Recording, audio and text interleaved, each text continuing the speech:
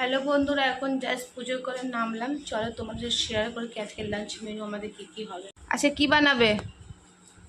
এই তো মাছ নিয়ে এসছি, আর একটা মাছের মাথা দিয়েছে, আর এই মাছের মাথা দিয়ে লাউ বানাবো, আর মাছের ঝোল, আর ডাল। ডাল আছে, ডাল একটুখানি হবে, আরও এই রান্না হবে। কেটে কুটে নিচ্ছি এখন। আম নিয়ে এসছি,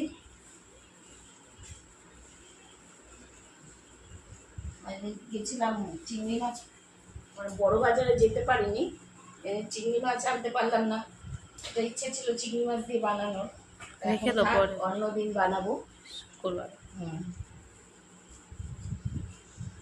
আজকে মাছের ঝোল, লাউটা কেটে নিচ্ছি। এটা কি কাটছো? আলু? জোরে বড় আলু কাটছি মাছের ঝোলের জন্য, যে আলু কেটে নিই। এটা কি মাছ এনেছো? এটা কাতলা মাছ। হ্যাঁ, কাতলা মাছটাই ঠিক লাগে আমাকে, রুই মাছটা ভালো লাগে। তেল দেয়নি মাছের আজকে? না, তেল তেল এখন কোথাতে, এখন সব ডিম। ও, ডিম দিয়েছে। মাছলি সব।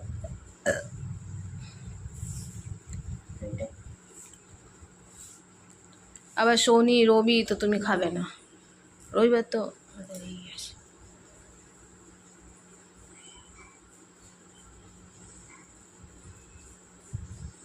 মা, একটু পেঁয়াজ আর আলু কেটো না, বুঝলে? ডিম দিও, কি ডিমের কালিয়ার মতন। আলু না মা, চারটে দুটো ডিম এখন খাবে। আলু হয়ে গেছে কাটা, আজকে আর ভিন্ডি বানাতে হবে না। পুরো মাছই বানাবে না আজকে? দুবেলা লেগেই যাবে। হয়ে গেল এটা।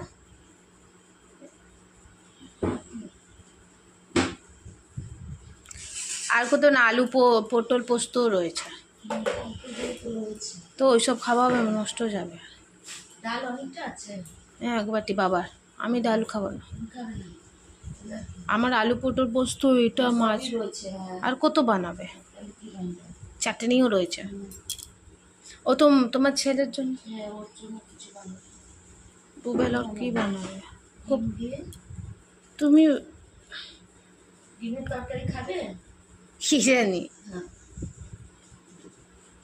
দেখছি কি বানিয়ে, বেসন বেসন দিয়ে না ডিম দিয়ে বড়া বানিয়ে ওইটাই করে দাও। ওটা আগে ওরটা, আগে এটা